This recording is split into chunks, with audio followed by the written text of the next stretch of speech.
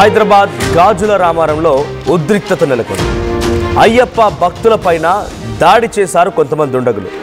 అయ్యప్ప పడి పూజలో వారంతా స్వాములంతా పూజలు చేస్తున్నారు. నిష్టగా ఆ అయ్యప్ప స్వామిని కొలుస్తూ ఉన్నారు.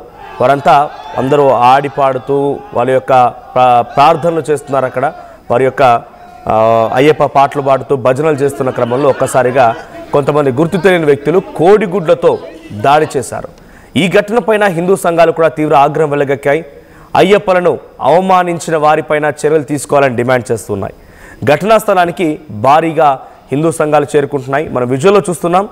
హైదరాబాద్లోని గాజుల రామారం దగ్గర అదేకంగా వాళ్ళు అక్కడ కింద మీ అందరికీ తెలిసిందే అయ్యప్ప పడి పూజలో కింద మ్యాట్స్ వేసుకొని రంగురంగుల లైటింగ్ల మధ్యలో అయ్యప్ప స్వామిని అక్కడ కొలువు తీర్చి వీళ్ళంతా మెడలో మాలలు వేసుకొని అంగరంగ వైభవంగా పడి పూజ నిర్వహిస్తూ ఉంటారు.